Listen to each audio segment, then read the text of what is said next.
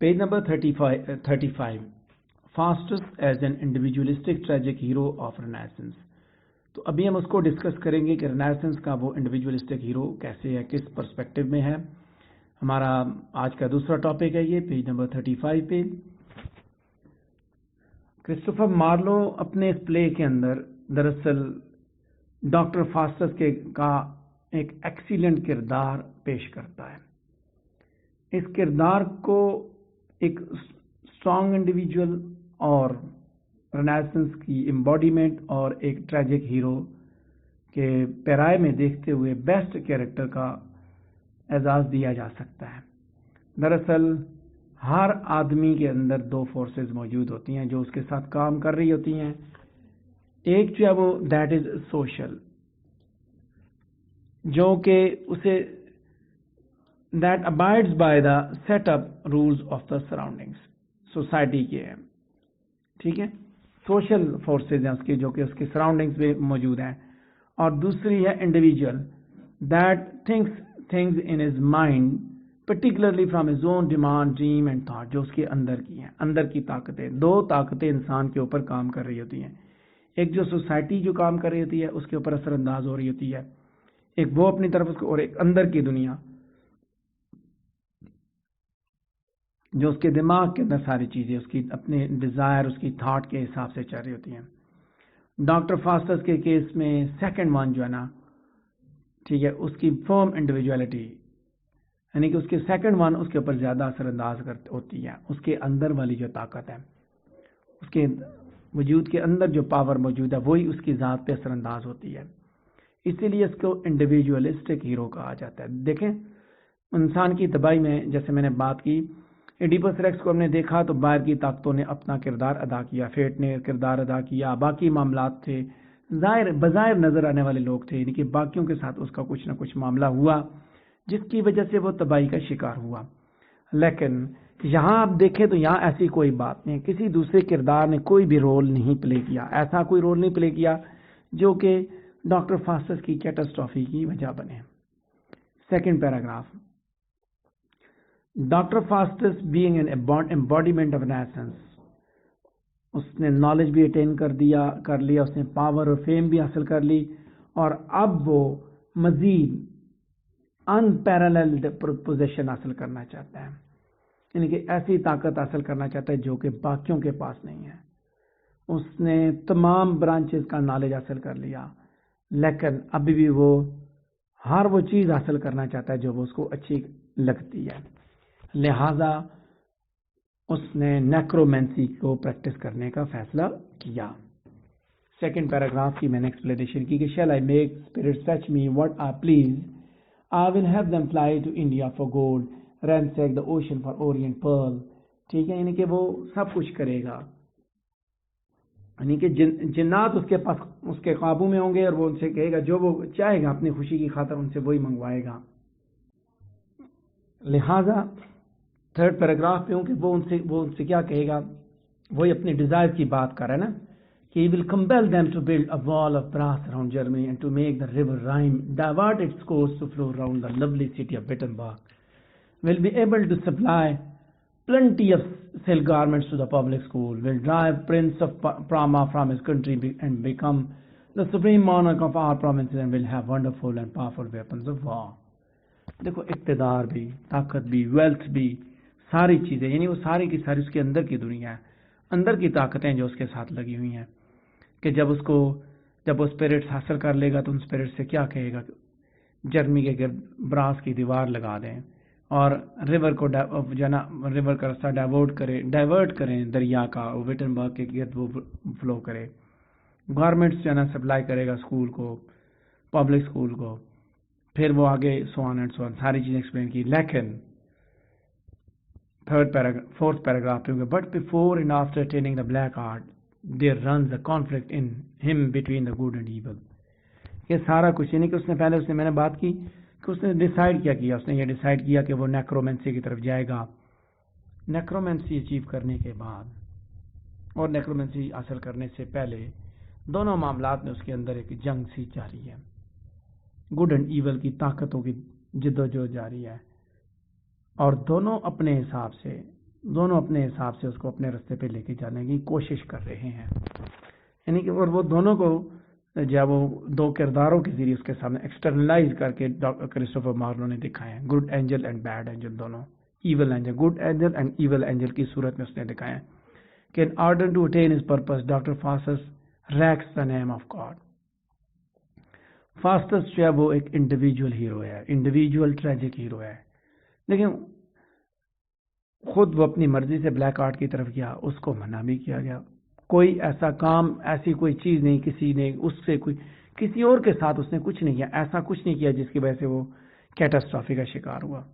اپنی ٹریجڈی کا خود میکر ہے, اپنی فیٹ کو خود تباہ کرتا ہے, اچھی یا بری وہ خود بناتا ہے. وہ اپنی قسمت یا مطلب he falls not by the fickleness of fortune or the decree of fate. ٹھیک ہے, یعنی کہ دونوں معاملات نہیں ہوتے. پیج 35 پہ ہوں میں, اور میں اس کے 5ویں پیراگراف پہ ڈسکس کر رہا ہوں کہ میفسٹوفیلیس کو جب وہ کہتے ہیں نا, he has been corrupted by Mephistopheles. He falls not by fickleness of fortune or decree of fate, because he has been corrupted, the agent of Lucifer, the devil. But all things happen to him because of his own will. یہ سب کچھ اس کی اپنی مرضی سے ہوتا ہے. گو کہ اس کو میفسٹوفیلیس نے کرپٹ کیا, اس نے اس کو یہ سارے کاموں پہ لگایا, لیکن وہ اس کی مرضی سے سارا کچھ ہوتا ہے, کیونکہ وہ خدا بننا چاہتا تھا یا خدا سے آگے نکلنا چاہتا تھا. خدا کو ریجیکٹ کر, اس نے خدا کو ریجیکٹ کیا, بیلزبب کو ایکسیپٹ کیا, لہٰذا وہ سفر کرے گا. انڈیویجول ٹریجک ہیرو ہے.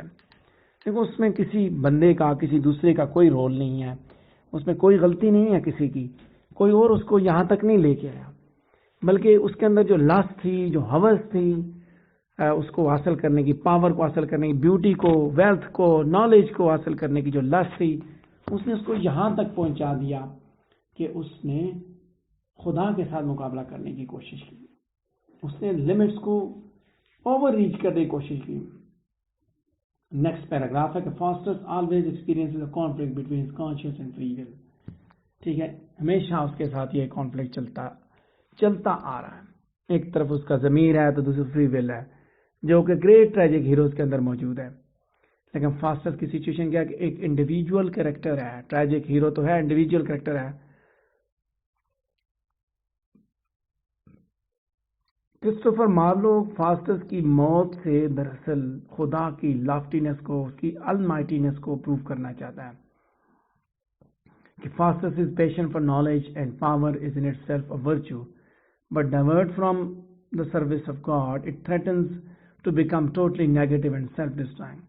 کہ خوبی تو ہے یہ, اس کا نالج اور پاور حاصل کرنا جو ہے, اس کا پیشن, اس کا جذبہ, یہ اس کے اندر خوبی تو ہے, لیکن اس طاقت کو خدا سے یعنی کہ خدا کے in parallel with, in agreement with, in response with خدا. ٹھیک ہے, خدا کے رسپانس کے ساتھ اگر ہوتی تو وہ ٹھیک تھا, لیکن اس نے خدا کو چیلنج کرتے ہوئے سارا کچھ کیا. سو الٹیمیٹلی ہی فیسڈ کیٹاسٹرافی. ٹھیک ہے, خود کو اس نے تباہ کیا. نیگیٹو ہے یہ بیسیکلی, کیونکہ خدا کے ساتھ مقابلے میں جو بھی آئے گی طاقت وہ تباہ کون ہے. لہٰذا جب ہم ڈاکٹر فاسٹس کی ٹریجڈی کو ڈیپلی اسٹڈی کرتے ہیں تو ہم یہ دیکھتے ہیں, سیکنڈ لاسٹ پیراگراف ہے پیج نمبر 35 پہ, ہم یہ دیکھتے ہیں کہ ڈاکٹر فاسٹس جو ہے, he stands not for a character, not for a single man, but for man, for every man, ہر آدمی کے لیے. ٹھیک, ایک کردار کے لیے نہیں. کس کی ٹریجڈی پرسنل ٹریجڈی نہیں ہے, بلکہ وہ ایسی ٹریجڈی ہے کہ that overtakes all those who dare practise more than heavenly power permits. بظاہر وہ ایک انڈیویجول کردار نظر آتا ہے, غلطی اس اکیلے کی نظر آتی ہے ہمیں, ظاہراً ایسا ہی ہوتا ہے نا, لیکن یہ ہر انسان کی غلطی ہے, ہر بندے کی غلطی ہے کہ جو بھی خدا کی دی ہوئی لمٹس کے اندر جو چینز جو ہیں ان سے باہر نکلنے کی کوشش کرتا ہے تو الٹیمیٹلی اس کو کیٹاسٹرافی کا شکار ہونا پڑتا ہے. لہذا جہاں وہ انڈیویجولسٹک ٹریجڈی ہے وہیں یونیورسل بھی ہے, کیونکہ ہر آدمی کے ساتھ یہ معاملات پیش آ سکتے ہیں, اور پیش آتے ہیں کہ جب وہ ان لمٹ سے باہر نکلنے کی کوشش کرتا ہے تو پھر وہ تباہی کا شکار ہوتا ہے. ٹھیک ہے, یہاں میں نے دو باتیں ایکسپلین کی. میں نے پہلے بات کی ٹریجک ہیرو کے رینیسنس کے حساب سے. میں نے اسپیکٹ بتایا کہ list for knowledge, list for wealth, list for beauty, list for power تو تھی، چاروں کے چاروں چیزیں تو تھیں اس کے اندر، اور یہ اچھی خوبی بات تک ہونی چاہیے. لیکن رینیسنس کے حساب سے وہ سیکولر تھاٹ کی طرف چل پڑا کہ یہ ساری کی ساری لسٹ، اس میں آ کے وہ خدا کو بھول گیا، خدا کے ساتھ مقابلے میں آ گیا. اور جب وہ خدا کے ساتھ مقابلے میں آیا تو الٹیمیٹلی ڈیزاسٹر، تباہی، کیونکہ دوسری طرف تو شیطان ہے، وہ شیطان کے ساتھ ہو گیا نا. سو رینیسنس چونکہ اس نے آلریڈی رینیسنس کے میں نے عراقی بات کی کہ سیکولر تھاٹ ہے، اور وہ لوگ مذہب کو کیا کہتے ہیں فور شیڈو کر دیتے ہیں، بیک گراؤنڈ میں چھوڑ دیتے ہیں. تو الٹیمیٹلی اس نے بھی وہی کچھ کیا، اور اس کو بار بار محسوس ہو رہا تھا کہ یہ مذہب کو چھوڑ کے دوسری طرف جا رہا ہے. اور یہی چیز ہر ایک کے اندر ہے کہ جب جس دور میں جب آپ مذہب کو چھوڑیں گے اور آپ کے اندر یہ لسٹ پیدا ہوگی تو آپ تباہی کا شکار ہوں گے. شیطان آپ کی روح کو اپنی طرف لے جائے گا، اور شیطان کے ساتھ جب آپ چلیں گے تو ultimately you will face a disaster. Page number 35 پہ لاسٹ پیراگراف ہے کہ ہم ضرور یہ بات کہیں گے کہ وہ رینیسنس کی امباڈیمنٹ ہے، ٹریجک ہیرو ہے، انڈیویجول بھی ہے، فورسفل بھی ہے، لیکن اس کے ساتھ ساتھ وہ ہم سب کو ریپرزینٹ کرتا ہے. فرق صرف یہ ہے کہ ہم جو ہے وہ بڑی مشکل سے سوسائٹی کے اسٹیبلشڈ کانسیپٹ کو اوائڈ کرتے ہیں، ریلیجن کے، یعنی کہ ریلیجن اور سوسائٹی نے جو کانسیپٹس جو انہوں نے چینز جو باؤنڈریز لگائی ان کو بڑی اس سے جو نا بڑی مشکل سے ہم ان کو اوائڈ کرتے ہیں، ہم نہیں ان کو چھوڑتے، ہم ان کے اندر ان باؤنڈریز کے اندر رہتے ہیں. لیکن فاسٹس اتنا بولڈ تھا کہ وہ اپنی انڈیویجول ڈیمانڈ کو فالو کرتے ہوئے ان باؤنڈریز سے باہر نکل آیا. لہذا ریلیجیس پوائنٹ آف ویو میں یہ بات دیکھ سکتے ہیں کہ اس نے ایک بڑا گناہ کیا اینڈ سفرڈ اے لاٹ، اور اسی وجہ سے یہ موریلٹی پلے بھی ہے. ٹھیک ہے، تو یہ تھا ہمارا آج کا دوسرا topic, فاسٹس as an individualistic hero, individualistic tragic hero of renaissance. اگر اس سے ریلیٹڈ کوئی کوشچن ہے تو آپ مجھ سے پوچھ سکتے ہیں.